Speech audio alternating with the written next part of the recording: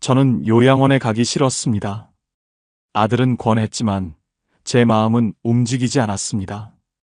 그곳은 사는 곳이 아니라 보내지는 곳 같았거든요. 그러던 어느 날 이웃이 말했습니다.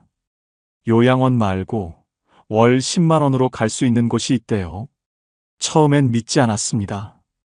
그런 곳이 어디 있어? 하지만 지금 저는 그곳에서 살고 있습니다. 혼자이지만 외롭지 않은 곳, 돌봄을 받지만 존중받는 곳. 요즘 많은 어르신들이 이곳으로 몰리고 있습니다. 오늘 제 이야기를 들어주시겠습니까? 새벽 5시 반, 눈이 떠집니다. 알람도 안 맞췄는데 습관처럼 눈이 떠요. 나이 들면 다 이렇다고 하더군요. 잠이 필요한 나이에 잠이 안 오고 할 일 없는 아침에 일찍 일어나니까요. 천장을 보다가 옆을 봤습니다. 아내 자리는 여전히 비어 있습니다. 2년이 지났는데 아직도 침대 한쪽만 씁니다. 반쪽은 그냥 비워둡니다. 치울 용기가 안 나서요. 커튼을 열었더니 환한 햇살이 쏟아져 들어옵니다. 창밖엔 벌써 사람들이 바쁘게 움직이고 있습니다. 출근하는 사람, 운동하는 사람, 학교 가는 아이들, 모두 어디론가 가고 있더군요. 저만 여기 서서 그 모습을 보고 있었습니다. 유리창 하나를 사이에 두고요. 부엌으로 갔습니다. 냉장고 문을 열었습니다. 김치통 하나, 계란 2개, 우유 한 팩. 안에 있을 때는 반찬이 5가지는 있었는데 이젠 뭘 해 먹을지도 모르겠고 만들어도 혼자 먹다가 버리게 되니까요. 계란 하나 꺼냈습니다. 프라이팬에 올리려다가 귀찮아서 그냥 삶기로 했습니다. 냄비에 물 붓고 계란 넣고 불 켜고 10분 뒤에 다시 오면 되니까요.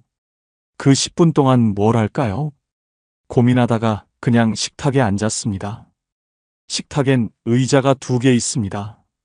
하나는 제가 앉고 하나는 비어 있습니다. 계란을 건져서 찬물에 식혔습니다. 껍질 까면서 문득 이런 생각이 들었습니다. 이걸 누구 먹으라고 까고 있나? 나 먹으라고 까는 건데 뭔가 슬프더군요. 식탁에 앉아서 계란 하나 먹고 김치 몇 조각 먹고 물 한 컵 마셨습니다. 5분이면 끝나는 아침입니다. 설거지도 금방입니다. 접시 하나, 젓가락 하나, 컵 하나. 예전엔 아내가 투덜거렸습니다. 설거지는 바로바로 해야지. 왜 이렇게 쌓아놔? 지금은 쌓을 그릇도 없습니다. 다 합쳐도 한 손에 들어갑니다. 거실로 나와서 소파에 앉았습니다. 시계를 봤더니 겨우 6시 10분입니다. 점심까지 6시간, 저녁까지 12시간. 이 시간을 어떻게 보내야 할까요? TV를 켰습니다.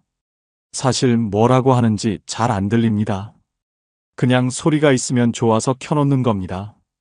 사람 목소리라도 들리면 집이 덜 텅 빈 것 같아서요. 한 달 전엔 이런 일도 있었습니다. TV 보다가 혼자 웃었어요. 예능 프로그램에서 뭔가 웃긴 장면이 나왔거든요. 그런데 웃고 나니까 집안이 더 조용하더군요. 웃음소리가 끝나고 나면 고요함만 남습니다. 그때 깨달았습니다. 아, 웃음도 혼자 웃으면 외롭구나. 휴대폰을 봤습니다. 알림이 하나 왔네요. 기대하며 눌렀더니 스팸 문자였습니다. 대출 필요하세요? 문자함을 열어봤습니다. 아들한테 온 문자는 일주일 전이 마지막입니다. 아버지 건강하시죠? 바빠서 연락 못 드렸어요. 아들도 바쁜 거 압니다. 그래서 저도 문자 안 보냅니다. 괜히 짐 되는 것 같아서요. 창밖을 봤습니다. 골목에 고양이 한 마리가 지나갑니다. 어제도 봤고 그제도 봤습니다. 저 고양이는 매일 같은 시간에 지나가더군요. 저보다 규칙적인 삶을 사네요. 문득 이런 생각이 들었습니다. 나는 왜 사나? 밥 먹고 TV 보고 잠자고 내일도 똑같고 모레도 똑같습니다. 혼자 사는 게 편할 줄 알았습니다.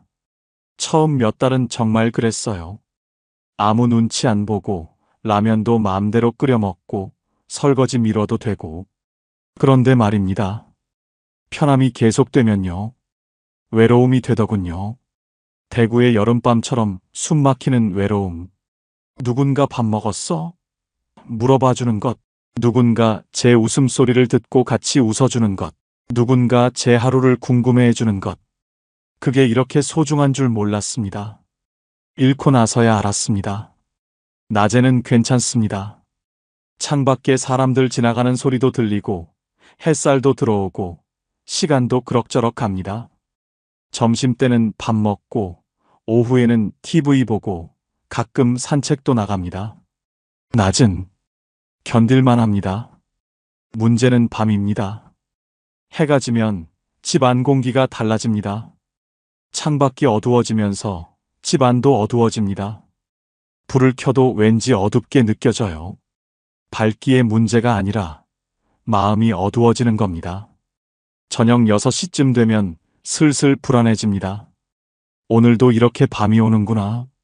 밥을 먹어야 하는데 뭘 먹을지 고민됩니다.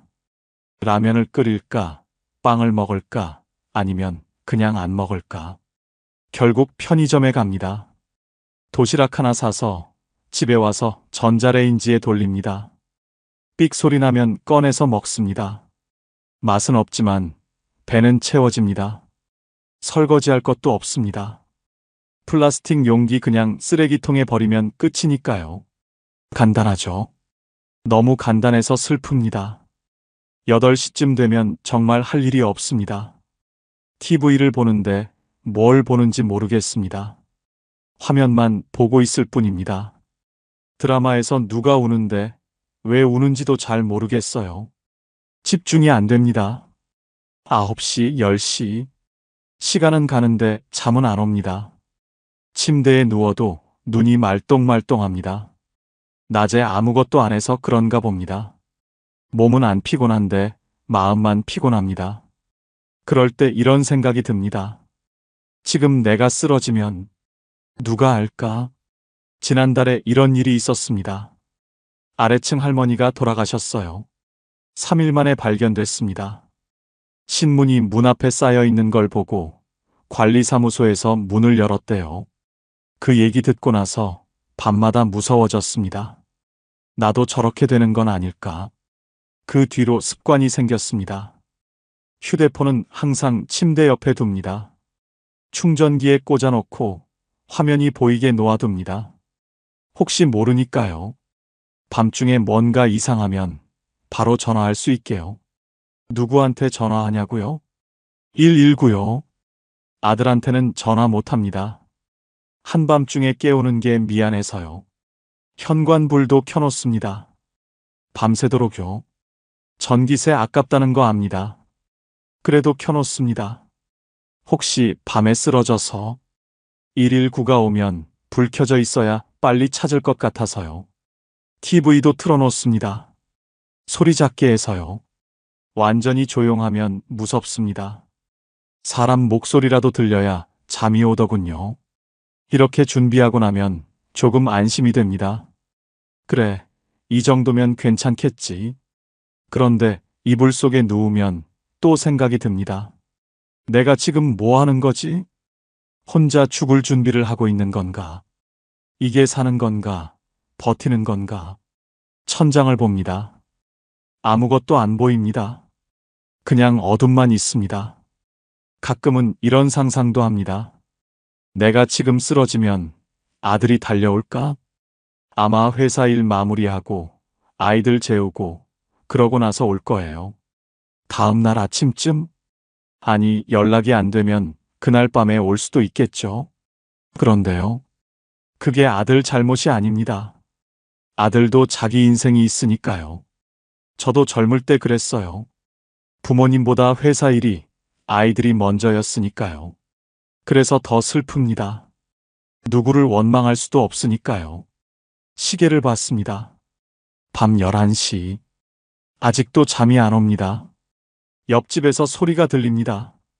문 닫는 소리, 발소리, 물 내리는 소리, 누군가 살고 있다는 소리입니다. 그 소리가 위로가 됩니다. 나 혼자만 깨어 있는 건 아니구나. 12시쯤 되면 옆집도 조용해집니다. 다들 잠드나 봅니다. 저만 누워서 천장을 보고 있습니다. TV에서 심야 영화가 나옵니다. 뭔지도 모르고 봅니다. 눈만 뜨고 있을 뿐입니다. 1시, 2시. 그렇게 시간이 갑니다. 새벽 3시쯤 되면 그제야 눈이 감깁니다. 피곤해서가 아니라 포기해서입니다. 그래, 오늘도 이렇게 가는구나. 그렇게 잠듭니다. 얕은 잠으로요. 언제든 깰 준비를 하면서요. 아침이 되면 다시 눈이 떠집니다. 오늘도 살아있네. 안도하면서도 또 하루가 시작된다는 게 무겁습니다. 이게 혼자 사는 밤입니다. 낮에는 견딜만한데 밤은 견디기 힘듭니다. 어둠 속에서, 고요함 속에서 혼자라는 게 너무 크게 느껴집니다. 누군가 옆에 있으면 좋겠습니다. 말 안 해도 그냥 숨소리만 들려도 좋겠습니다. 혼자가 아니라는 걸 느낄 수 있으면 좋겠습니다. 하지만 옆자리는 비어 있습니다. 오늘도 내일도 모레도. 어제 아들이 전화했습니다. 주말에 오겠다고요. 반가운 목소리였습니다. 바빠서 한 달에 한 번도 오기 힘든데 오겠다니 고맙죠. 토요일 오후 아들이 왔습니다. 손에 과일 봉지 들고요. 현관문 열고 들어서는데 집안을 둘러봅니다. 뭔가 체크하듯이요. 냉장고를 열어봅니다. 김치통 하나, 계란 2개. 아들 얼굴이 어두워집니다. 한숨을 쉽니다. 거실에 앉았습니다. 아들이 차를 한 모금 마시더니 조심스럽게 말을 꺼냅니다. 아버지, 요양원 한번 알아보시는 게 어때요? 그 말이 나올 줄 알았습니다. 냉장고 열어볼 때부터 예상했어요. 그래도 막상 들으니까 가슴이 철렁 내려앉습니다. 난 아직 혼자 살만해. 제 목소리가 생각보다 딱딱하게 나왔습니다. 아들이 입을 다뭅니다. 더 말하면 제가 화낼까봐 그러는 거겠죠? 침묵이 흘렀습니다. TV 소리만 배경에 깔립니다. 아들도 저도 할 말을 잃었습니다. 한참 뒤에 아들이 조용히 말했습니다. 천천히 생각해 보세요. 그리고 더 이상 말하지 않았습니다. 아들이 돌아가고 저는 소파에 앉아 있었습니다. 요양원. 그 단어가 머릿속에 남았습니다. 사실 처음 듣는 제안은 아닙니다. 작년에도 딸이 비슷한 얘기를 했었어요. 그때도 거절했습니다.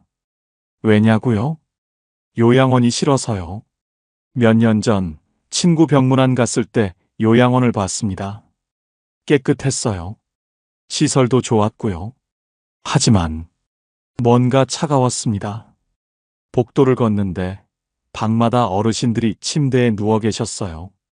TV만 보고 계시거나 천장만 보고 계시거나 말하는 사람이 없었습니다. 웃는 사람도 없었습니다. 식당에서는 정해진 시간에 정해진 메뉴로 조용히 식사가 진행됐습니다. 누구 하나 대화하지 않았어요. 그냥 밥 먹고 일어나고 방으로 돌아가고 그게 삶인가 싶었습니다. 물론 돌봄은 받겠죠. 아프면 간호사가 오고 약도 제때 먹고 식사도 거르지 않을 겁니다. 하지만 그게 다입니다. 제 이름 대신 305호 어르신으로 불리고 제 취향 대신 정해진 식단을 먹고 제 하루 대신 시간표대로 움직이는 삶. 그건 사는 게 아니라 보내지는 것 같았습니다. 창밖을 봤습니다. 골목에 사람들이 지나갑니다. 아이들 뛰어노는 소리, 차 지나가는 소리, 누군가 웃는 소리, 살아있는 소리들입니다. 요양원에는 그런 소리가 없었습니다. 저는 아직 살고 싶습니다. 보내지고 싶지 않습니다. 하지만 동시에 알고 있습니다. 아들 말도 틀린 게 아니라는 걸요. 혼자 사는 게 위험하다는 것도요. 밤에 쓰러지면 아무도 모를 거라는 것도요. 그래서 더 답답합니다. 요양원은 싫은데 혼자는 불안하고 며칠 전엔 현관 앞에서 어지러웠습니다. 잠깐이었지만 그 순간 무서웠어요. 지금 쓰러지면 어쩌지? 벽을 잡고 버텼습니다. 다행히 괜찮아졌습니다. 하지만 그 일이 있은 뒤로 밤마다 불안합니다. 아들이 걱정하는 이유를 알겠습니다. 아버지가 혼자 쓰러져 있을까봐, 3일 뒤에 발견될까봐, 그게 무섭겠죠? 자식으로서 당연한 걱정입니다. 저도 부모님 계실 때 그랬으니까요. 하지만 그렇다고 요양원에 갈 수는 없었습니다. 그곳에 가는 순간 저는 제가 아니게 될 것 같았거든요. 이러지도 저러지도 못하는 제 처지가 한심하게 느껴졌습니다. 그날 밤 잠이 안 왔습니다. 아들 얼굴이 자꾸 떠올랐습니다. 걱정스러운 눈빛, 조심스럽게 권유하던 목소리, 내가 짐이 되고 있구나. 그 생각이 가슴을 짓눌렀습니다. 아들도 힘들겠죠. 아버지 걱정하면서 살아야 하니까요. 회사 일도 바쁜데 아이들도 돌봐야 하는데 아버지까지 신경 써야 하니까요. 미안합니다. 하지만 아직은 제가 저답게 살고 싶었습니다. 어떻게 해야 할까요? 아들도 안심시키고 저도 살 수 있는 방법이 없을까요? 그 답을 찾지 못한 채 며칠이 지났습니다. 그렇게 며칠을 보냈습니다. 요양원 생각, 아들 걱정, 혼자 사는 불안, 머릿속이 복잡했어요. 그러던 어느 오후였습니다. 아래층 김 씨가 올라왔습니다. 현관문 두드리는 소리에 문을 열었더니 손에 귤 한 봉지 들고 서 있더군요. 거실에 앉아서 귤 까먹으며 이런저런 얘기를 나눴습니다. 날씨 얘기, 동네 소식, 건강 얘기. 그러다가 김 씨가 말했습니다. 자기 처남이 최근에 어디 들어갔는데 괜찮다고요. 어디요? 혼자 살 수 있는 주택인데 월세가 10만 원밖에 안 된답니다. 귀를 의심했습니다. 10만 원? 그게 말이 돼? 김 씨가 휴대폰을 꺼내 뭔가 보여줬습니다. LH 고령자 복지주택이라고 적혀 있더군요. 요양원이 아니래요. 작은 아파트 같은 건데 혼자 살 수 있답니다. 안전장치도 다 돼 있고 필요하면 도움도 받을 수 있고요. 텃밭도 있고 같이 운동하는 프로그램도 있대요. 처남이 거기 들어간 지 3달 됐는데 혼자 사는데 외롭지 않다고 하더랍니다. 혼자 사는데 외롭지 않다? 그게 가능한가 싶었습니다. 보증금은 1,000만 원에서 1,500만 원 정도. 월세는 10만 원 내외. 65세 이상이고 집 없고 소득이 일정 수준 이하면 신청할 수 있답니다. 숫자를 듣는 순간 가슴이 두근거렸습니다. 요양원은 한 달에 100만 원은 기본이라고 들었는데 월 10만 원이라니. 김 씨는 상세한 건 모르겠다며 LH 지사 가서 상담받아 보라고 권했습니다. 형님, 한번 알아보세요. 요양원 말고 이런 선택지도 있잖아요. 그 말이 제 귓가에 맴돌았습니다. 요양원 말고 이런 선택지도 있다. 김 씨가 돌아가고 저는 한참을 앉아 있었습니다. 휴대폰에 받아 적은 메모를 보면서요. LH 고령자 복지주택. 월세 10만 원. 혼자 살지만 외롭지 않은 곳. 믿기지 않았습니다. 그런 곳이 정말 있을까? 혹시 사기는 아닐까? 하지만 김 씨 처남이 실제로 살고 있다니까 완전히 거짓말은 아닌 것 같았습니다. 저녁을 먹으면서도 그 생각뿐이었습니다. 라면을 끓였는데 맛이 없었어요. 아니, 먹는지 마는지도 모르겠더군요. 머릿속은 온통 그 주택 생각뿐이었습니다. 월 10만 원이면 제 기초연금으로도 충분히 낼 수 있습니다. 보증금 1,000만 원도 아내가 남긴 예금으로 가능합니다. 그런데 진짜 그런 곳이 있을까요? 혼자 살면서도 외롭지 않은 곳. 요양원처럼 갇혀 있는 게 아니라 제 방에서 제 방식대로 살 수 있는 곳. 상상이 됐습니다. 아침에 일어나서 커튼 열고 작은 부엌에서 밥해 먹고 텃밭 나가서 상추 따고 같은 처지의 어르신들과 인사 나누고 그 모습이 머릿속에 그려지니까 가슴이 두근거렸습니다. 오랜만에 느끼는 감정이었습니다. 기대감이요. 혼자 집에 있을 때는 내일이 두려웠습니다. 또 똑같은 하루가 올 거라는 게 무서웠어요. 요양원 생각할 때는 절망뿐이었습니다. 거기 가는 순간 제 인생이 끝나는 것 같았거든요. 하지만 이 주택은 달랐습니다. 새로운 시작 같았습니다. 끝이 아니라 또 다른 삶의 시작. 그날 밤 잠이 안 왔습니다. 평소와는 다른 이유로요. 불안해서가 아니라 기대돼서였습니다. 침대에 누워서 천장을 봤습니다. 어둠 속에서도 뭔가 빛이 보이는 것 같았어요. 내일 LH 지사 가봐야지. 그렇게 마음먹었습니다. 망설여졌습니다. 혹시 제가 조건이 안 되면 어떡하지? 혹시 대기자가 너무 많으면 어떡하지? 혹시 김 씨가 잘못 알고 있는 거면? 하지만 그래도요. 알아보기라도 해야겠다 싶었습니다. 아무것도 안 하고 여기 앉아 있는 것보다는 나으니까요. 새벽 4시쯤 됐을 때 눈이 떠졌습니다. 평소보다 더 일찍 깬 겁니다. 설렜나 봅니다. 씻고 아침 먹고 시계를 봤더니 겨우 6시. LH 지사는 9시에 열립니다. 3시간이나 남았더군요. 소파에 앉아서 휴대폰만 들여다봤습니다. LH 고령자 복지주택 검색해봤어요. 진짜 있더군요. 정부에서 만든 거래요. 사진도 봤습니다. 깨끗한 건물, 작은 방, 공동 텃밭. 사진만 봐도 마음이 흔들렸습니다.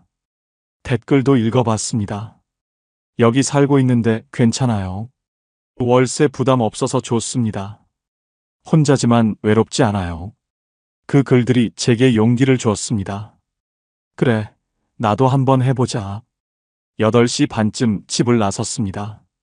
조금 일찍 가는 거였지만 집에 더 있으면 너무 초조할 것 같았거든요. 버스를 타고 LH 지사로 향했습니다. 창밖 풍경을 보면서 생각했습니다. 만약 정말 들어갈 수 있다면, 만약 정말 그런 곳에서 살 수 있다면, 상상만으로도 가슴이 벅찼습니다. 오랜만에 느끼는 희망이었습니다. 버스에서 내려 건물을 올려다봤습니다. LH 한국토지주택공사. 문은 아직 닫혀 있었지만 저는 그 앞에 서서 기다렸습니다. 손이 떨렸습니다. 긴장돼서가 아니라 떨려서였습니다. 이제 곧 알게 되겠지. 내가 갈 수 있는 곳인지 아닌지. 9시가 되자 문이 열렸습니다. 저는 깊게 숨을 들이마시고 안으로 들어갔습니다. 건물 안으로 들어갔습니다. 로비는 생각보다 넓었어요. 안내 데스크가 보이고 의자들이 줄지어 있었습니다. 번호표를 뽑았습니다. 제일 먼저 와서 1번. 업무 시작 직전 의자에 앉아서 기다렸습니다. 손이 축축했어요. 긴장됐습니다. 내가 조건이 될까? 혹시 안 된다고 하면 어쩌지? 옆에 앉은 할머니 한 분이 혼잣말을 하고 계셨습니다. 벌써 2년째 기다리고 있는데. 2년이요? 가슴이 철렁했습니다. 그렇게 오래 기다려야 하나? 하지만 동시에 이런 생각도 들었습니다. 2년을 기다릴 만큼 좋은 곳이라는 뜻 아닐까? 그렇지 않다면 누가 그렇게 오래 기다리겠어요? 한번 고객님, 일어서서 상담 데스크로 갔습니다. 젊은 여자 직원이 환하게 웃으며 맞아주었습니다. 어떻게 오셨어요? 고령자 복지주택. 그거 알아보러 왔습니다. 목소리가 떨렸어요. 직원이 서류를 꺼내며 친절하게 설명하기 시작했습니다. 만 65세 이상이어야 하고, 집이 없어야 하고, 소득이 일정 기준 이하여야 한답니다. 저는 올해 72입니다. 집도 없어요. 월세로 살고 있거든요.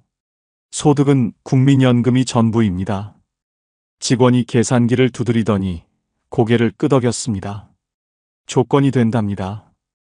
그 말을 듣는 순간 가슴이 뛰었습니다. 정말요? 제가요? 직원이 계속 설명했습니다. 보증금은 1,000만 원에서 1,500만 원 정도. 월세는 지역에 따라 다르지만 대략 8만 원에서 12만 원 선. 제가 신청할 수 있는 건 36제곱미터 정도의 원룸형이고 월세는 10만 원 내외가 될 거래요. 10만 원. 제 연금으로 충분히 낼 수 있는 금액입니다. 그럼 정말 들어갈 수 있다는 말씀이신가요? 제 목소리에 떨림이 묻어나왔습니다. 직원이 부드럽게 웃으며 대답했습니다. 네. 신청하실 수 있어요. 다만 지역별로 대기자가 있어서 정확한 입주 시기는 신청 후에 안내드릴 수 있어요. 대기 기간은 지역마다 다르고 일반 신청자는 보통 1년에서 2년 정도 기다립니다. 2년. 긴 시간이긴 합니다. 하지만 그래도 괜찮았어요. 어차피 지금도 혼자 살고 있는데 2년 더 버티면 되는 거 아닙니까? 게다가 직원이 말했습니다. 국가유공자나 기초생활수급자, 장애인 같은 경우는 우선순위로 빨리 들어갈 수 있습니다. 빠르면 6개월, 늦어도 1년 안에 연락이 옵니다. 저는 국가유공자는 아니지만 기초생활수급자도 아니고 일반 신청자입니다. 그래도 괜찮습니다. 기다릴 수 있어요. 직원이 필요한 서류를 알려줬습니다. 주민등록등본, 가족관계증명서, 소득증명서류, 건강보험료 납부 확인서도 필요합니다. 대부분 인터넷으로 발급받으실 수 있어요. 어르신, 인터넷 사용 가능하세요? 아들한테 부탁하면 됩니다. 직원이 안내 책자를 건네줬습니다. 거기에 자세한 내용이 다 적혀 있더군요. 저는 그 책자를 꼭 움켜쥐었습니다. 손에 땀이 났어요. 오늘 바로 신청하시겠어요? 잠깐 망설였습니다. 서류를 준비해야 하니까요. 하지만 직원이 말했습니다. 온라인으로도 신청 가능하고 서류는 나중에 제출해도 됩니다. 일단 신청 접수부터 해두는 게 좋아요. 그럼 오늘 신청하겠습니다. 제 목소리가 떨렸습니다. 기대감과 불안감이 뒤섞인 떨림이었어요. 직원이 컴퓨터 화면을 보여주며 하나하나 입력을 도와줬습니다. 이름, 주민등록번호, 주소, 연락처. 마지막에 제출 버튼을 누르는 순간 화면에 접수 완료 메시지가 떴습니다. 접수 완료되셨어요. 접수증 드릴게요. 직원이 건네준 종이 한 장. 거기에 제 이름과 접수번호가 적혀 있었습니다. 그 종이를 받아드는 순간 눈시울이 뜨거워졌습니다. 참았습니다. 여기서 울면 안 되니까요. 하지만 가슴 한쪽이 벅차올랐습니다. 감사합니다. 그 말밖에 못했습니다. 직원이 환하게 웃으며 대답했습니다. 연락 기다려주세요. 좋은 소식 전해드릴게요. LH 지사를 나왔습니다. 햇살이 눈부셨어요. 손에는 접수증과 안내 책자가 들려 있었습니다. 버스 정류장으로 걸어가면서 저는 접수증을 몇 번이고 들여다봤습니다. 정말 신청했구나. 정말 기회가 생긴 거구나. 집으로 돌아오는 길 발걸음이 가벼웠습니다. 오랜만에 느끼는 감정이었어요. 희망이요. 집에 도착해서 소파에 앉았습니다. 접수증을 식탁 위에 올려두고 한참을 바라봤습니다. 요양원 말고 다른 길이 있었습니다. 혼자이지만 외롭지 않을 수 있는 곳. 돌봄을 받지만 존중받을 수 있는 곳. 그곳에 갈 수 있다면 제 노후가 달라질 수 있을 것 같았습니다. 아들한테 전화했습니다. 얘야, 아버지가 오늘 좋은 데 알아봤다. 그날이 왔습니다. 입주 날짜가 적힌 문자를 받은 게 일주일 전이었어요. 생각보다 빨랐습니다. 일반 신청자는 1년에서 2년 기다린다고 했는데 8개월 만에 연락이 왔거든요. 짐은 많지 않았습니다. 옷가방 하나, 이불 하나, 작은 박스 2개. 그게 제 전부였어요. 아들이 차로 데려다 줬습니다. 아버지, 정말 괜찮으세요? 걱정하는 목소리였지만 예전과는 달랐습니다. 요양원 갈 때처럼 무거운 느낌이 아니었거든요. 괜찮아. 좋은 곳이라더라. 건물 앞에 도착했습니다. 5층짜리 건물이었어요. 오래되지도 새 것도 아닌 단정한 건물. 현관 앞에는 자동문이 있었습니다. 제가 다가서자 윙하는 소리와 함께 문이 열렸어요. 로비는 환했습니다. 천장에 밝은 조명이 켜져 있고 바닥은 깨끗하게 닦여 있었습니다. 벽에는 안전 손잡이가 붙어 있고 구석에는 비상벨도 보였어요. 게시판에는 안내문들이 붙어 있었습니다. 텃밭 가꾸기 모임, 건강체조 교실, 이달의 생일 잔치. 그걸 보는 것만으로도 마음이 조금 풀렸습니다. 관리 직원이 나와서 짐을 받아들며 안내해 주었습니다. 엘리베이터를 타고 3층으로 올라갔습니다. 어르신 방은 304호예요. 복도는 조용했습니다. 카펫이 깔려 있어서 발소리가 나지 않았어요. 304호. 제 방 문 앞에 섰습니다. 열쇠를 받아서 문을 열었습니다. 방은 작았습니다. 하지만 깨끗했어요. 창문으로 햇살이 들어오고 있었습니다. 창 너머로는 작은 텃밭이 보였어요. 방 한쪽에는 작은 싱크대와 냉장고가 있었습니다. 전기레인지도 있고 찬장도 있었어요. 높이가 딱 맞았습니다. 허리 굽히지 않고 쓸 수 있을 것 같았어요. 침대는 일반 침대보다 조금 높았습니다. 일어나기 편하게 높이를 조절한 거래요. 침대 옆에는 작은 화분이 놓여 있었습니다. 초록색 잎사귀가 방에 생기를 주고 있었어요. 화장실에 들어가 봤습니다. 문턱이 없었어요. 변기 양쪽에는 안전바가 설치되어 있고 바닥에는 미끄럼 방지 타일이 깔려 있었습니다. 샤워 부스에는 접이식 의자도 있었어요. 아, 여긴 정말 나 같은 사람을 위한 집이구나. 짐을 풀었습니다. 옷장에 옷 걸고 이불 펴고 작은 물건들 정리하고 금방 끝났습니다. 창문을 열었습니다. 바람이 들어왔어요. 상쾌했습니다. 그때 복도에서 소리가 들렸습니다. 누군가 걸어오는 발소리, 문 여는 소리, 사람이 살고 있다는 소리였어요. 저녁 시간이 되자 1층에서 냄새가 올라왔습니다. 된장국 끓는 구수한 향, 갓 지은 밥 냄새, 오랜만에 맡는 집밥 냄새였습니다. 배가 고팠습니다. 아니, 사실 배보다 마음이 고팠어요. 누군가와 함께 밥 먹고 싶었거든요. 조심스럽게 1층으로 내려갔습니다. 식당 문을 열었습니다. 이미 몇 분의 어르신들이 앉아 계셨어요. 4인용 테이블이 여러 개 있었고 각 테이블마다 두세 분씩 앉아 계셨습니다. 저는 어디에 앉을지 망설였습니다. 그때 한 테이블에 앉아 계시던 할머니가 손짓하셨습니다. 여기 오라고요. 새로 오셨어요? 그 한마디가 너무 반가웠습니다. 네, 오늘 들어왔습니다. 그러셨구나. 식사하셨어요? 순간 가슴이 뜨거워졌습니다. 식사하셨어요? 그 말이 얼마만인지 모르겠습니다. 누군가 제게 밥 먹었냐고 물어본 게요. 아니요, 아직. 그럼 같이 드세요. 테이블에 앉았습니다. 된장찌개, 시금치나물, 멸치볶음, 김치, 그리고 따뜻한 밥. 소박한 밥상이었지만 그 위에는 온기가 있었습니다. 숟가락을 들었습니다. 밥 한 술 떠서 입에 넣었어요. 맛있었습니다. 아니, 맛있다기보다 따뜻했습니다. 옆에 앉은 할아버지가 말씀하셨습니다. 처음엔 어색하실 텐데 며칠 지나면 금세 익숙해지실 거예요. 고개를 끄덕였습니다. 말이 안 나왔어요. 눈물이 날 것 같았거든요. 식사를 마치고 방으로 돌아왔습니다. 창문을 열고 서 있었습니다. 저녁 바람이 불어왔어요. 아래층에서는 어르신들 이야기 소리가 희미하게 들렸습니다. 누군가 TV 보는 소리, 누군가 전화하는 소리.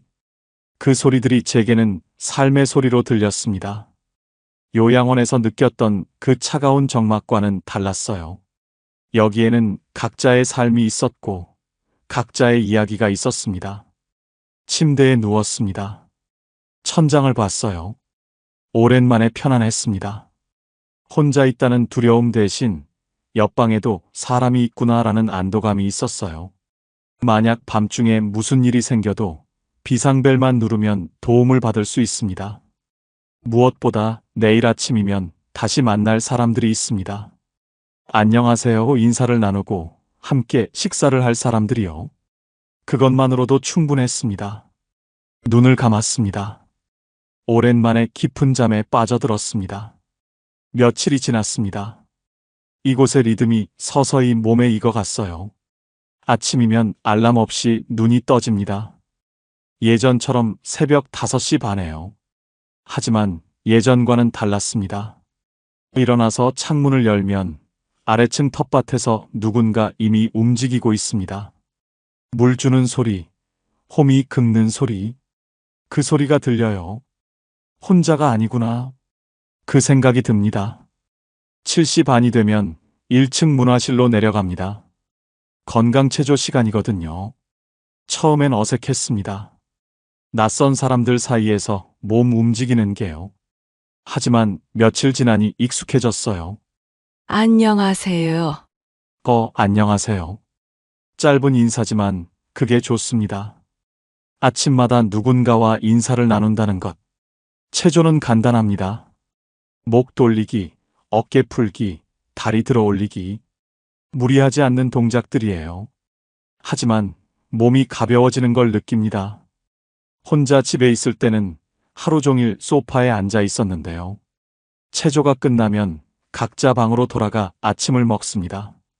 저는 간단히 토스트와 커피로 해결해요. 가끔은 1층 식당에서 함께 먹기도 합니다. 어제는 된장찌개가 나왔어요. 혼자 먹는 토스트보다 훨씬 맛있었습니다. 아침을 먹고 나면 1층 건강관리실에 들릅니다. 혈압을 재는 겁니다. 자동 혈압계에 팔을 넣고 삑 소리가 날 때까지 기다립니다. 옆에는 다른 어르신도 앉아 계세요. 오늘은 혈압이 좀 높네요. 저는 괜찮네요. 이런 사소한 대화가 오갑니다. 그게 좋아요. 10시쯤 되면 텃밭에 나갑니다. 겨울이라 작물은 많지 않지만 쪽파랑 시금치가 자라고 있어요. 햇볕 아래서 흙을 만집니다. 호미로 흙을 고르고 물을 주고 손에 흙냄새가 묻습니다. 그 냄새를 맡으면 살아있다는 느낌이 듭니다. 옆에서 텃밭 가꾸시는 할아버지가 말씀하셨어요. 봄 되면 뭐 심을까요? 고추 어때요? 좋죠. 상추도 심고요. 내년 봄 이야기를 합니다. 그게 신기했어요. 예전엔 내일도 두려웠는데 이제는 내년 봄을 기대하고 있으니까요. 점심은 각자 해결합니다. 저는 간단히 라면 끓여 먹거나 빵 사다 먹어요. 혼자 먹지만 외롭지 않습니다. 벽 너머에서 누군가 설거지하는 소리가 들리거든요. 오후에는 할 일이 없습니다. 그래서 그냥 방에서 쉬거나 1층 로비에 내려가요. 로비에는 늘 어르신 몇 분이 계십니다. 신문 보시거나 바둑 두시거나 그냥 앉아서 이야기 나누시거나 저도 그 옆에 앉습니다. 말 안 해도 괜찮아요. 그냥 사람들 사이에 있다는 것만으로도 좋으니까요. 저녁이 되면 공동 식당에 갑니다. 매일은 아니지만 일주일에 서너 번은 가요. 같은 테이블에 앉는 분들이 정해져 가고 있습니다. 말 없이도 자리를 비워줍니다. 오늘 반찬 괜찮네요. 날씨가 추워졌어요. 짧은 대화지만 그게 제 하루를 채웁니다. 어제는 이런 일도 있었습니다. 복도에서 할머니 한 분과 마주쳤는데 그분이 말씀하셨어요. 304호 어르신, 요즘 표정이 밝아지셨네요. 순간 뜨끔했습니다. 제가 그렇게 변했나? 방에 돌아와서 거울을 봤어요. 확실히 달라진 것 같았습니다. 얼굴에 생기가 돌고 주름도 덜 깊어 보였어요. 정말 이렇게 달라질 수 있구나. 밤이 되면 방에 누워 창문을 봅니다. 커튼 사이로 달빛이 들어오고 바람이 불어와요. 아래층에서는 여전히 사람들 소리가 들립니다. TV 소리, 전화 통화 소리, 물 내리는 소리. 그 소리들이 저를 안심시킵니다. 혼자가 아니라는 증거니까요. 침대에 누워서 생각합니다. 혼자 집에 있을 때는 시간이 안 갔습니다. 아침부터 저녁까지 하루가 너무 길었어요. 요양원 생각할 때는 절망뿐이었습니다. 거기 가는 순간 제 인생이 끝나는 것 같았거든요. 하지만 이곳은 달랐습니다. 혼자 살지만 외롭지 않습니다. 돌봄을 받지만 존중받습니다. 제 방에서 제 방식대로 살아갑니다. 아침에 일어나고 싶을 때 일어나고, 텃밭 가고 싶으면 가고, 쉬고 싶으면 쉬고. 하지만 혼자가 아닙니다. 엘리베이터에서 누군가와 마주치고, 식당에서 함께 밥 먹고, 복도에서 안녕하세요 인사 나누고. 그게 제 하루입니다. 문득 깨달았습니다. 혼자 사는 건 쉬웠지만 혼자 살아내는 건 어려웠습니다. 돌봄이 필요하다는 건 약하다는 뜻이 아니었습니다. 사람은 누군가와 기대며 사는 존재라는 걸요. 창밖을 봤습니다. 별이 보였어요. 아내가 살아있었다면 이곳을 좋아했을 거예요. 함께 텃밭 가꾸고, 함께 식사하고, 함께 웃었을 텐데. 하지만 괜찮습니다. 아내도 하늘에서 기뻐하고 있을 거예요. 제가 이렇게 다시 웃고 있으니까요. 눈을 감았습니다. 내일 아침이면 다시 누군가와 안녕하세요 인사를 나눌 겁니다. 체조도 하고, 텃밭도 가고, 밥도 함께 먹을 거예요. 그 생각만으로도 마음이 따뜻해집니다. 이제는 말할 수 있습니다. 괜찮다.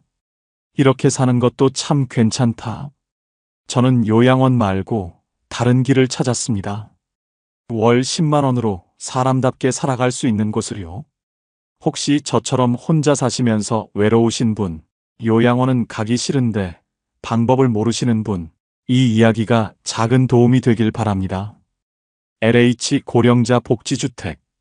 만 65세 이상 무주택 어르신이면 신청하실 수 있습니다.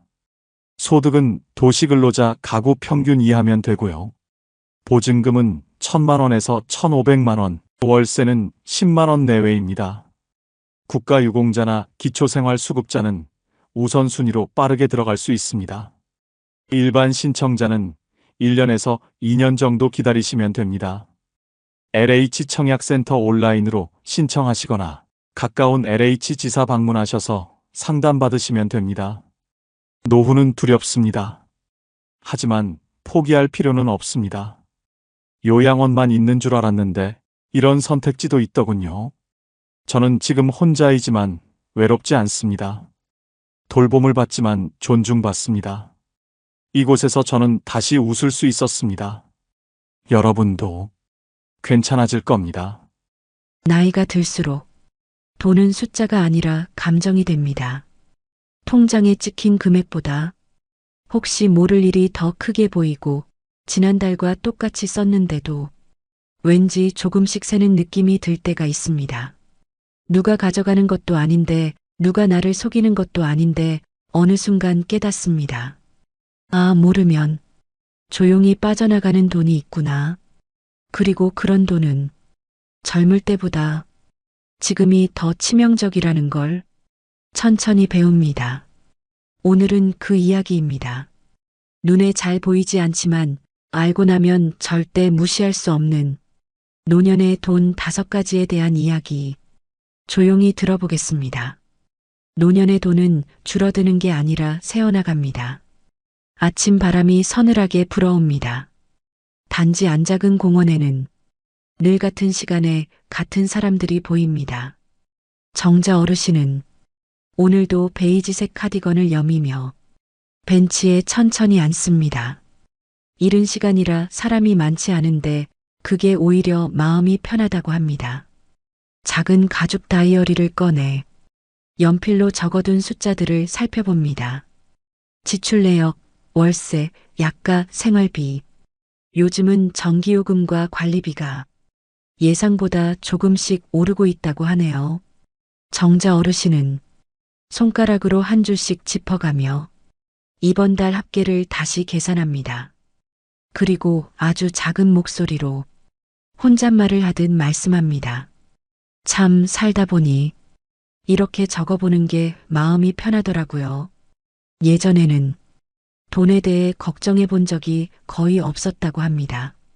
남편이 살아계셨을 때는 월급이 꾸준히 들어왔고 가끔은 여행도 다니셨습니다.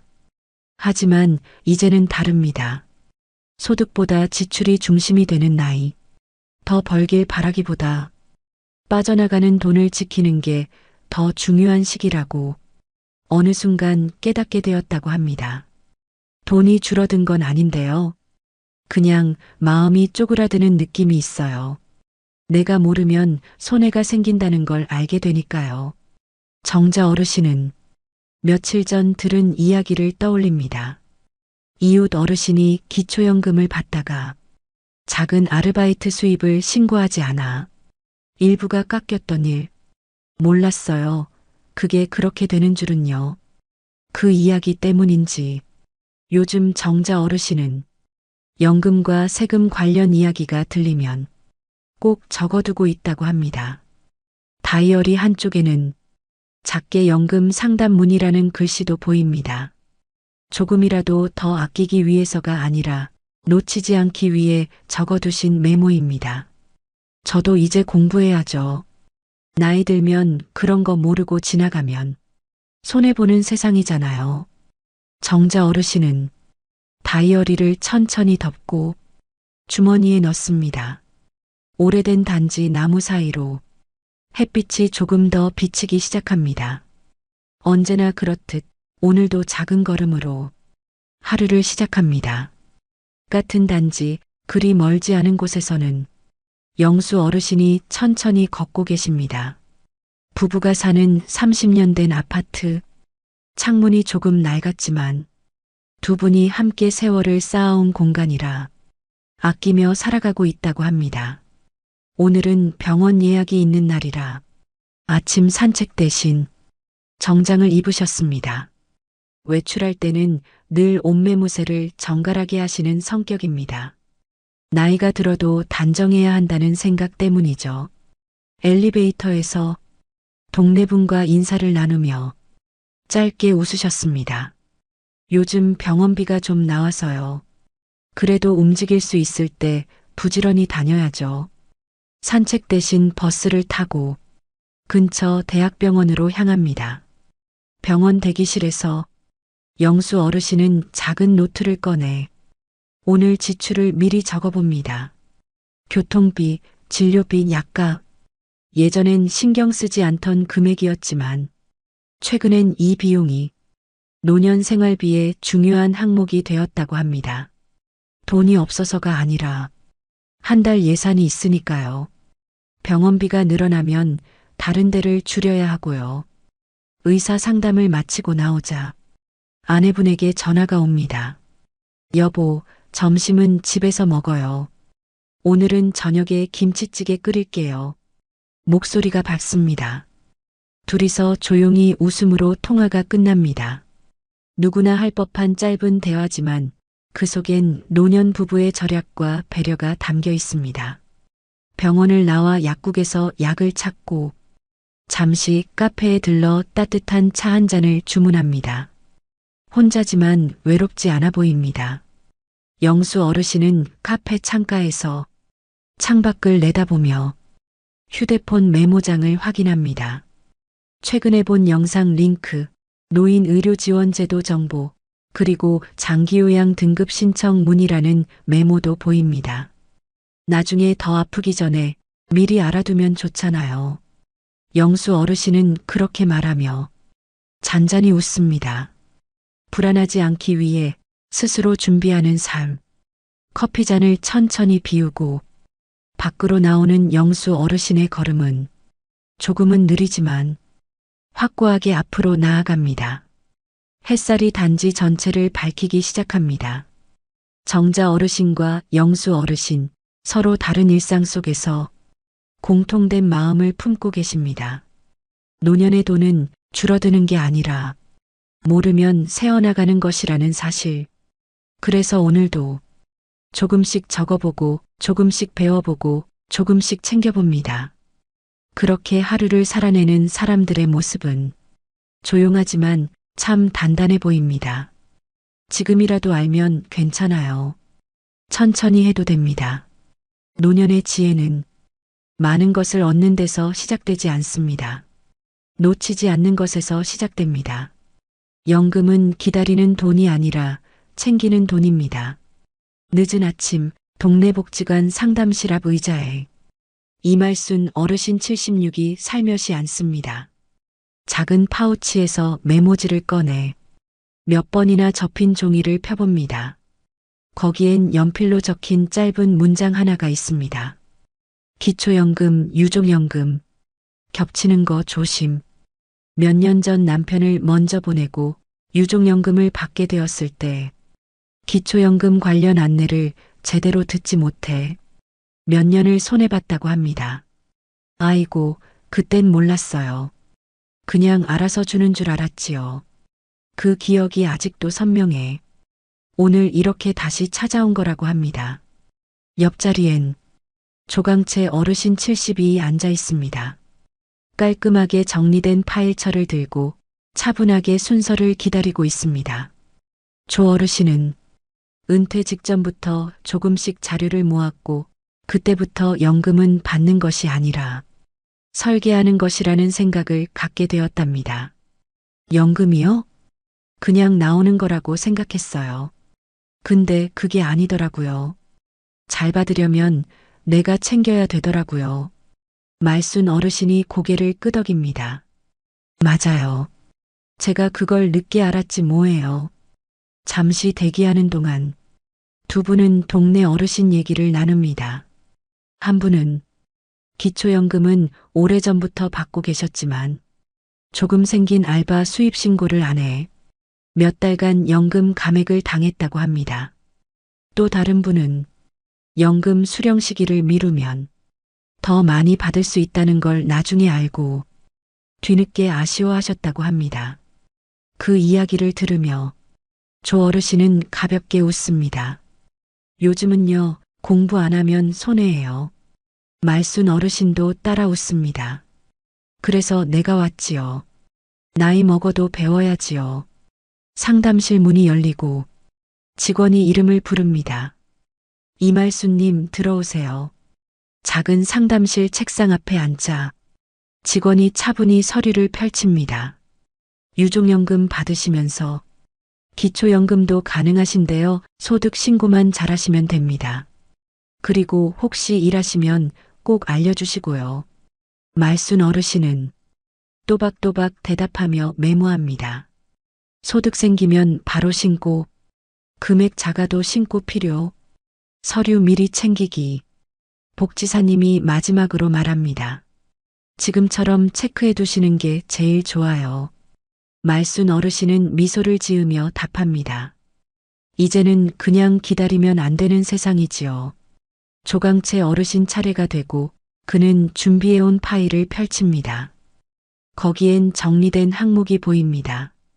국민연금 수령 시기별 금액 비교, 아내와 동시 수령 시 감액 기준, 유족연금 상황 체크, 향후 추가 소득 발생 시 대처. 직원도 놀란 듯 웃으며 말합니다. 이 정도면 상담보다 강의하러 오신 것 같은데요? 조 어르신은 겸손하게 웃습니다. 요즘은요, 내가 아니면 누구도 지켜주지 않더라고요. 직원도 고개를 끄덕입니다. 늘 듣는 말이지만 이 말엔 어떤 단단함이 있습니다. 상담을 마치고 복지관 1층 로비 의자에 다시 마주 앉은 두 분. 말순 어르신은 다이어리를 꺼내 적습니다. 연금은 챙기는 것, 모르면 줄어든다. 그리고 조용히 말합니다. 지금이라도 배우면 되지요. 조 어르신도 가볍게 거듭니다. 천천히 해도 괜찮아요. 안 하는 게 문제죠. 두 분의 목소리는 크지도 빠르지도 않지만 확신으로 가득 차 있습니다. 노년의 연금은 젊을 때처럼 기다리는 월급이 아니라 내가 지켜내는 생활의 기둥이기 때문입니다. 정오 가까이 되어 햇살이 더 밝아지기 시작합니다. 말순 어르신은 가방을 살며시 닫고 일어서기 전 조용히 속삭입니다. 오늘 잘 왔다. 조 어르신도 서서 외투깃을 정리합니다. 네, 오늘은 마음이 든든하네요. 두 사람은 서로 다른 방향을 향해 걸어가지만 오늘만큼은 같은 마음입니다. 연금은 나이 들면 자동으로 주는 혜택이 아니라 삶을 지키기 위해 내가 챙기는 권리라는 것. 알고 나면 안심이 되고 챙기면 든든해집니다. 그리고 그것만으로도 오늘 하루는 충분히 값집니다. 세금은 노년일수록 모르면 더 많이 나갑니다. 느린 오후 햇빛이 동네 도서관 유리창을 통해 들어옵니다. 조용한 배경음처럼 책장 넘기는 소리만 들립니다. 창가 쪽 자리 최복희 어르신 78은 돋보기를 천천히 올렸으며 신문 경제면을 바라봅니다. 예전 같으면 드라마 코너만 보다가 웃으며 접었을 텐데 지금은 다릅니다. 부자들이나 고민하는 줄 알았던 게 이제는 나랑도 상관 있는 거였네. 작게 한숨을 쉬며 신문 옆에 둔 메모지에 적습니다. 세금은 조용히 빠져나가는 돈. 몇 달 전이었습니다. 예금 만기라 돈을 잠시 옮긴 것뿐인데 예상보다 세금이 더 나가 있었습니다. 은행 직원이 조용히 말했죠. 요즘 이자 좀 받으셔서 그래요. 합산 기준 넘으시면 세금이 조금 더 나가십니다. 복희 어르신은 그날 집에 돌아와 혼자 말했습니다. 이자 좀 받았다고 더 떼가는구나. 그러면 뭘 믿고 살아야 할까? 돈이 적어서가 아니라 내가 몰라서 빠져나간다는 느낌. 그 기분이 오래 남았습니다. 그날 이후 신문을 한 줄이라도 더 읽어보기로 했습니다. 천천히라도 모르면 손해라는 걸 알게 되었으니까요. 반대쪽 테이블에는 황재호 어르신 69이 앉아 있습니다. 노트북 대신 태블릿, 주식과 예금, 건강보험료까지 하나씩 체크해둔 파일을 열어봅니다. 은퇴 전엔 회사에서 알아서 해주던 세금이 이제는 모두 자기 몫이 되었습니다. 돈 쓰는 것도 기술이더라고요. 세금도요. 잘 써야 덜 나가죠. 재호 어르신은 작은 수첩을 꺼내 오늘 해야 할 체크 항목을 확인합니다. 금융소득 합산 2천만 기준, 건강보험료 부과 기준, 재산세 납부일, 노후 투자 세금 혜택 여부. 전문가처럼 보이지만 사실은 천천히, 정말 천천히 하나씩 배워온 기록입니다. 남들은 머리 아프다고 안 한다는데 나는 안 하면 마음이 더 불안하더라고요. 태블릿 화면에 작은 글씨가 보입니다. 모르면 잃고 알면 지킨다. 그 문장을 손으로 한번 짚어봅니다. 복희 어르신은 신문을 다 접고 조용히 말합니다. 나이 들면요. 갑자기 많이 나가는 건 괜찮아요. 근데 조금씩 모르게 새는 게 제일 무서워요. 그 말에는 오래도록 쌓인 실감이 담겨 있습니다. 재호 어르신도 일어서려다 말합니다. 그러니까요. 젊을 때는 돈을 버는 게 일인데 나이 들면 지키는 게 일이죠. 둘은 서로 얼굴을 모르는 사이였지만 그 말에 고개를 살짝 끄덕이며 작은 공감을 나눕니다. 밖으로 나오는 길, 복희 어르신은 다이어리를 꺼내 적습니다. 재산세 감면 문의, 건강보험 상담 예약, 은행 방문 날짜. 오늘 배운 작은 내용이지만 그게 마음을 든든하게 해줍니다. 늦게 알아도 괜찮아요. 안 하는 것보단 낫지요. 재호 어르신도 버스 정류장으로 향하며 스스로 중얼거립니다. 조용히 나가는 돈이 제일 무섭다. 그러니 내가 배워야지. 버스가 다가오고 그는 천천히 탑니다. 누구에게도 티내지 않지만 이것이 노년의 공부입니다. 조용한데 가장 단단한 공부. 돈을 더 벌고 싶어서가 아니라 이미 가진 걸 잃지 않기 위해. 햇살이 기울고 도서관 창 앞으로 긴 그림자가 생깁니다. 오늘도 두 사람은 세상에게 크게 기대지 않으면서 스스로를 천천히 지켜냅니다. 세금은 부담이 아니라 언어입니다. 모르면 속상하고 알면 마음이 편해집니다. 노년의 지혜는 빠르게 쌓는 게 아니라 놓치지 않고 채우는 데서 시작됩니다. 집은 자랑이 아니라 나를 지키는 구조여야 합니다. 아침 햇빛이 천천히 낡은 아파트 단지에 번집니다. 바람 소리만 들리는 조용한 시간, 윤혜성 어르신 73은 베란다 커튼을 살며시 젖힙니다. 베란다 바닥 타일은 오래되어 약간 색이 바랬지만 화분 몇 개가 싱그럽게 자라고 있습니다. 동백나무 작은 화분, 파릇한 상추 모종. 혜성 어르신은 하루의 시작을 꽃잎으로 확인합니다. 살아있네, 나도 오늘 살아있는 거지. 창을 열자 차가운 겨울 공기가 느리게 들어옵니다. 손등이 차가워지고 어딘가 모르게 마음도 같이 쪼그라듭니다. 그는 늘 이 시간에 냉장고 문에 붙어 있는 메모장을 봅니다.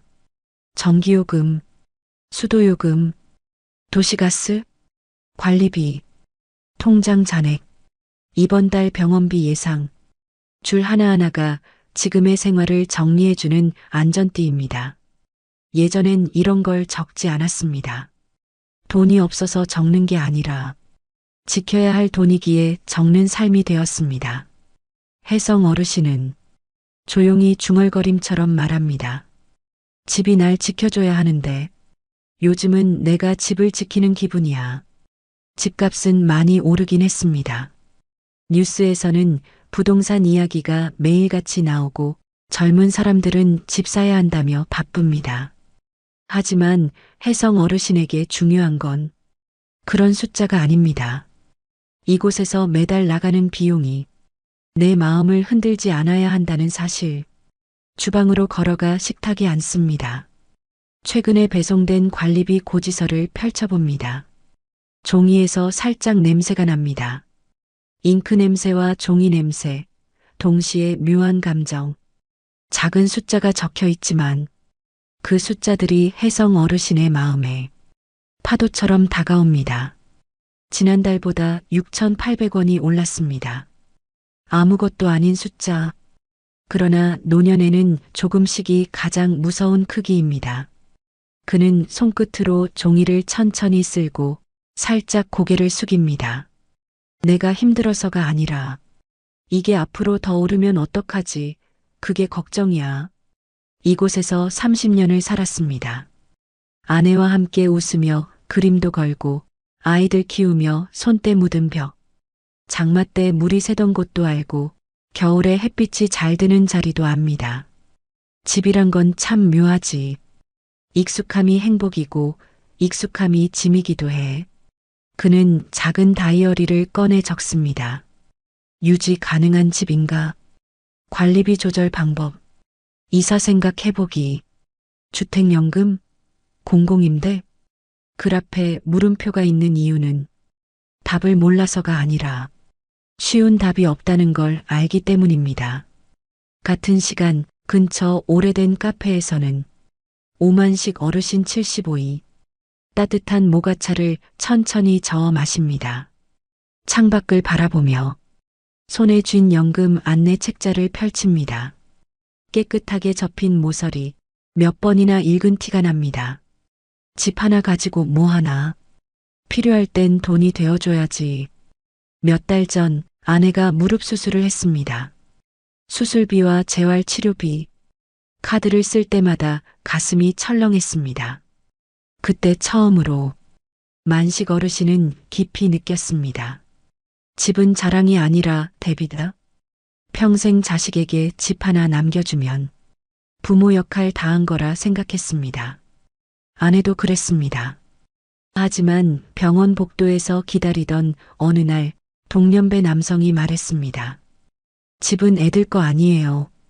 집은 아프고 힘든 날. 우리가 기대는 마지막 보험이지요. 그 말에 가슴이 툭 내려앉았습니다. 카페에서 집으로 돌아가는 길 만식 어르신은 계단을 천천히 오릅니다. 무릎이 약간 뻐근합니다. 아, 나도 이제 예전 같지 않구나. 문을 열자 아내가 웃으며 맞습니다. 오셨어요? 우리 집이 최고죠? 그 말에 만식 어르신도 웃지만 속으로는 천천히 생각합니다. 집이 최고이려면 우리가 편해야 하지. 저녁 밥상을 준비하며 아내가 말합니다.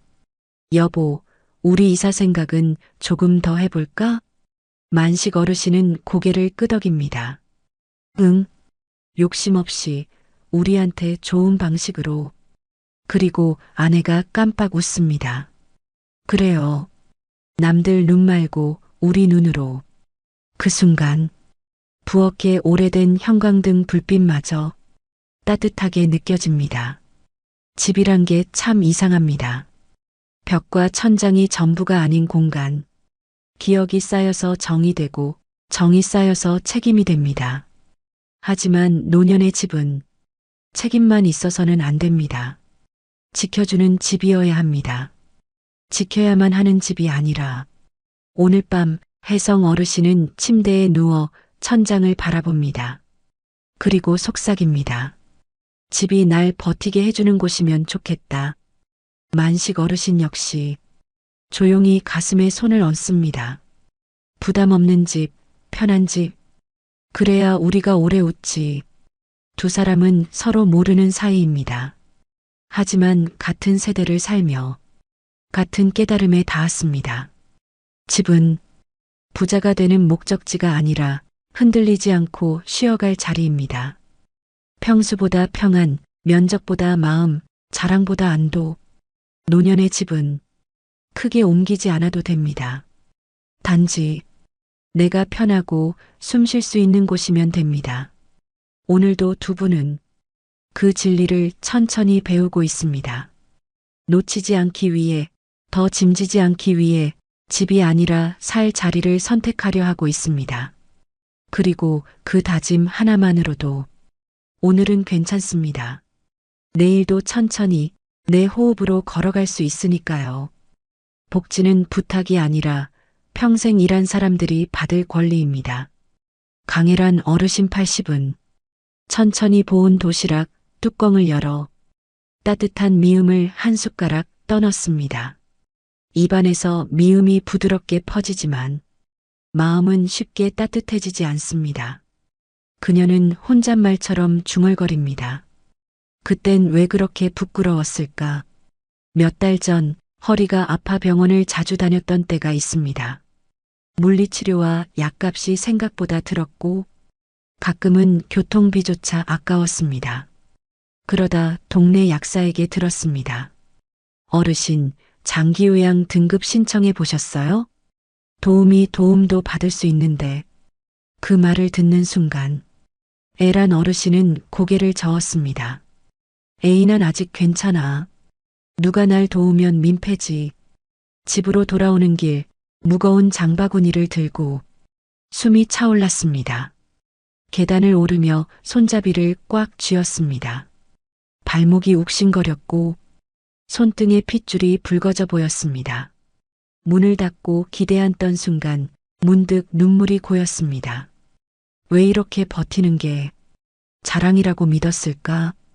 이웃에서 함께 아이 키우던 시절 도움을 주고받으며 살던 기억이 떠올랐습니다. 그땐 서로 기대는 게 자연스러웠는데 노인이 되고 나니 기댄다는 것이 죄가 된 듯 느껴졌습니다. 며칠 뒤 보건소 직원이 홍보지를 돌리던 날 애란 어르신은 조용히 물었습니다. 저도 받을 수 있나요? 직원은 따뜻하게 웃었습니다. 당연하죠. 어르신도 세금 내셨고 평생 나라를 지탱하신 분이잖아요. 그 말에 가슴 깊은 곳이 서서히 풀렸습니다. 복지는 시혜가 아니라 권리. 그 순간 처음 실감했습니다. 서류를 준비하고 상담을 받고 며칠을 기다렸습니다. 그리고 어느 아침 정식으로 돌봄 서비스가 시작되던 날 요양보호사분이 문 앞에 서 있었습니다. 어르신, 오늘은 제가 같이 장 봐드릴게요. 애란 어르신은 눈시울이 뜨겁게 젖었습니다. 혼자 하는 게 강한 게 아니었구나. 누군가의 손을 잡는 게 살아가는 방법이었구나. 지금 애란 어르신은 일주일에 2번 도움을 받으며 조금 편안한 일상을 보냅니다. 그리고 메모장에 큰 글씨로 적었습니다. 도움 요청은 내 권리. 같은 동네 정문석 어르신 68은 오늘도 복지관 안내 게시판을 유심히 봅니다. 휴대폰으로 사진을 찍고 깔끔한 필기체로 노트에 정리합니다. 문석 어르신은 은퇴하고 시간이 생기자 하나씩 배우기 시작했습니다. 기초연금 신청 절차, 노인 일자리 프로그램, 건강보험료 감경 조건, 장기요양 등급 안내, 치매 검진 무료 지원.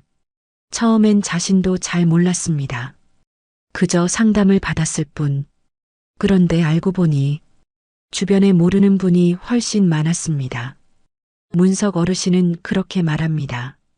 우리 어르신들 도와달라는 말보다 안 괜찮은 걸 괜찮다고 하는 게 더 익숙해요. 그래서 그는 카카오톡 단체방을 만들었습니다. 이웃 어르신들을 초대하고 새 제도가 나오면 친절히 알려줍니다. 오늘도 이렇게 적습니다. 미리 알면 덜 아프고 덜 쓰고 덜 힘들다.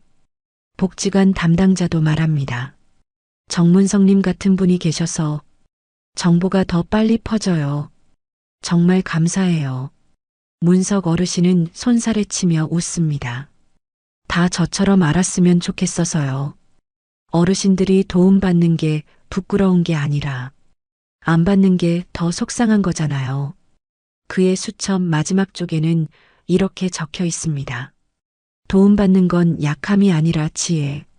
날이 저물고 노을이 단지를 부드럽게 감싸는 시간. 애란 어르신은 요양보호사의 손을 잡고 천천히 걷습니다. 이제 외출이 무섭지 않습니다. 누군가 곁에 있다는 사실이 세상을 다시 따뜻하게 보이게 합니다. 문석 어르신은 어르신 2분에게 전화를 겁니다. 혹시 이번 달 치매 검진 안내 받으셨어요? 제가 번호 보내드릴게요. 그의 목소리는 경쾌하면서도 묵직합니다. 돌봄을 주는 사람이 된 기쁨이 있습니다. 두 사람은 서로 모르는 사이지만 같은 깨달음을 품고 있습니다. 노년의 도움은 부탁이 아니라 권리. 젊을 때 나라 지탱한 사람들이 이제는 나라가 도와야 하는 순서입니다.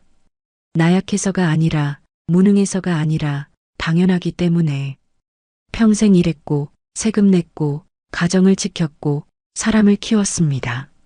그 대가로 조금 더 편안한 하루를 누릴 자격이 있습니다. 그리고 그 자격을 조용히 인정하는 순간 노년의 마음은 부드럽게 풀립니다. 괜찮아요. 도움받는 건 부끄러움이 아니라 살아온 날들에 대한 보답이니까요. 오늘도 두 사람은 서로 다른 자리에서 살아온 시간을 품고 한 발 더 편안한 내일로 나아갑니다. 천천히, 그러나 조금 더 따뜻하게. 건강은 가지는 것이 아니라 지켜내는 것입니다. 늦은 오후 공원 벤치에 앉아 나뭇잎 사이 햇빛이 반짝이는 걸 바라보는 한길자 어르신 77.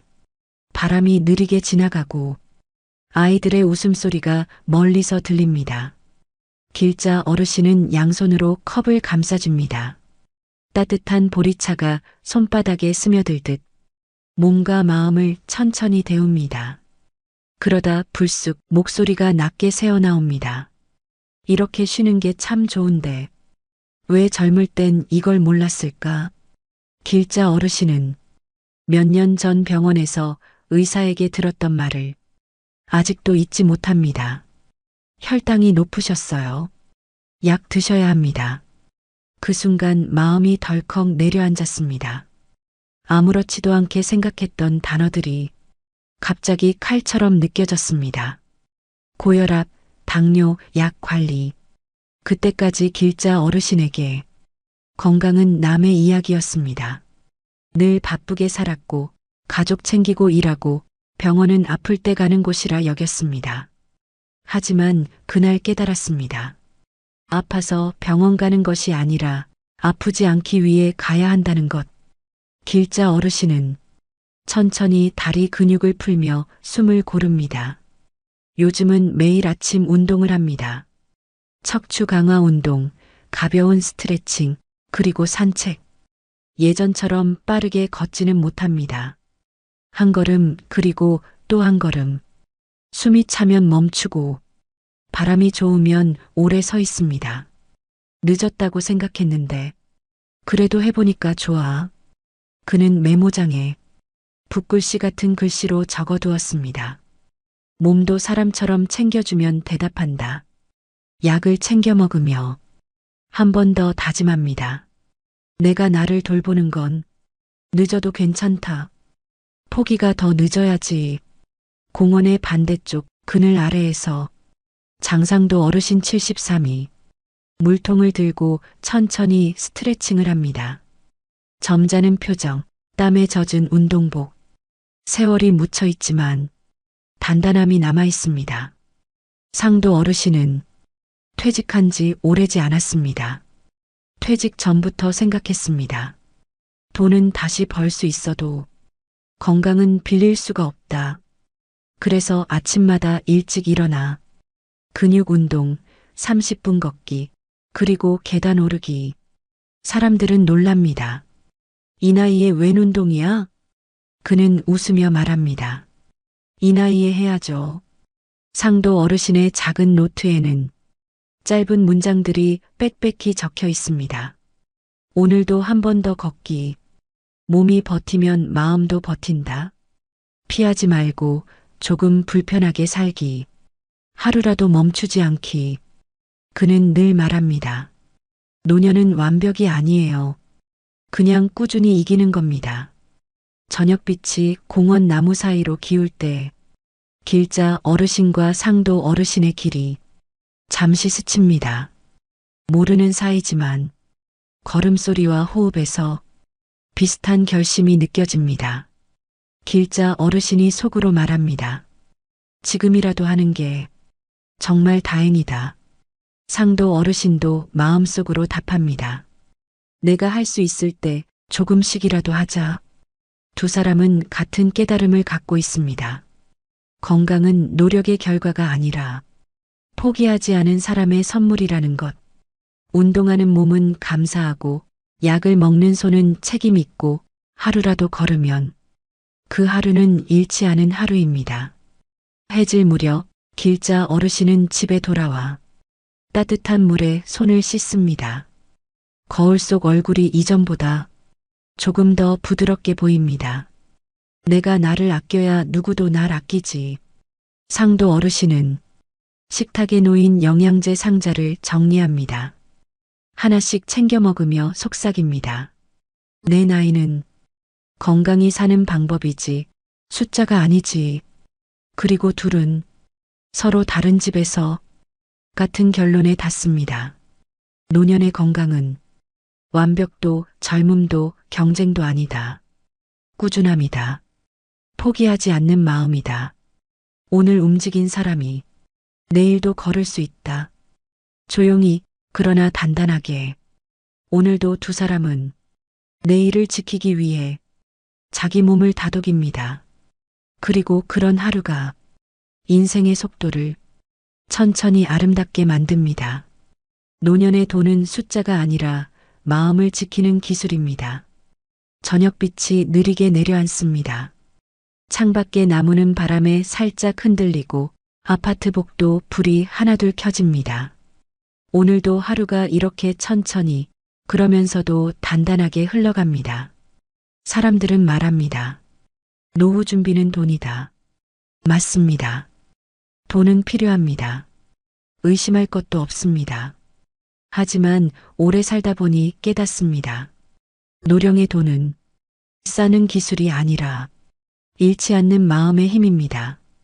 하루에 커피 한 잔을 아껴서 부자가 되는 것이 아니라 내가 불안해 보이지 않기 위해 스스로를 단단히 세우는 힘, 나를 누군가 비교하지 않도록, 내가 누군가를 부러워하지 않도록 마음을 지키는 기술입니다.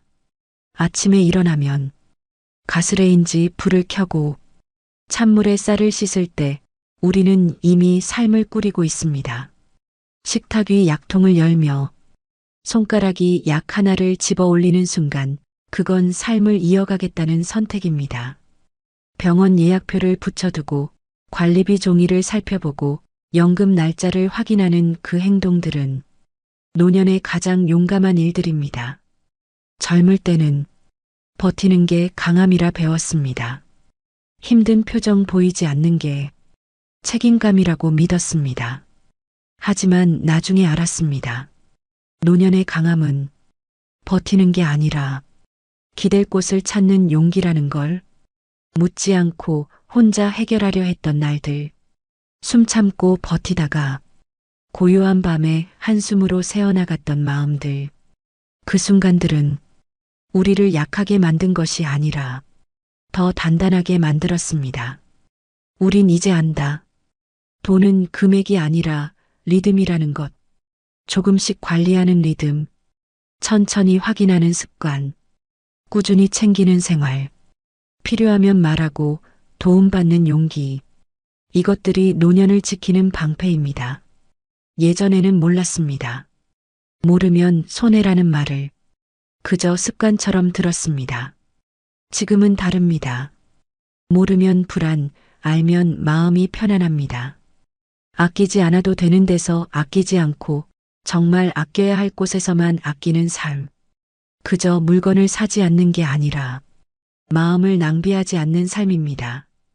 밤하늘이 서서히 짙어지고 가로등이 불을 밝힙니다.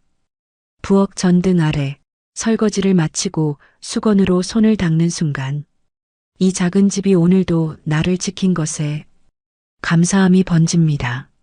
냉장고 문을 닫고 일기장에 적습니다. 오늘도 지켰다. 내 마음, 내 하루. 누구에게 보여줄 것도 자랑할 것도 없지만 이 기록이 내 삶을 붙잡아 줍니다. 노년은 급하게 달리는 시간이 아닙니다. 느림이 허락되는 시간, 멈춤이 자연스러운 시간, 돌아보는 게 지혜가 되는 시간입니다. 가끔은 한숨 짓고, 가끔은 웃고, 가끔은 눈물이 나도 괜찮습니다. 살아온 만큼 마음도 무게가 있으니까요. 그 무게를 혼자 들지 않아도 됩니다. 조금 나누고, 조금 맡기고, 조금씩 가벼워지는 것이 노년입니다. 돈이 우리를 지키는 날이 있고, 마음이 돈을 지키는 날이 있습니다. 이제 그 균형을 천천히 찾으면 됩니다. 침대에 누워 천천히 눈을 감는 밤, 내일 해가 다시 뜰 거라는 사실만으로 마음은 이미 따뜻합니다. 나는 오늘도 나의 하루를 잘 살아냈습니다. 그리고 그것이면 충분합니다. 정말로 충분합니다. 노년의 돈은 통장에만 있는 것이 아니라 내 마음에 쌓여 있는 안도입니다. 그 마음으로 우리는 살아갑니다. 오늘도 내일도 조용히 그러나 온 힘을 다해 오늘도 수고 많으셨습니다. 이 시간이 잠시라도 마음 쉬는 순간이 되었다면 구독과 좋아요가 큰 힘이 됩니다. 우리는 아직 그리고 여전히 살아가는 중입니다.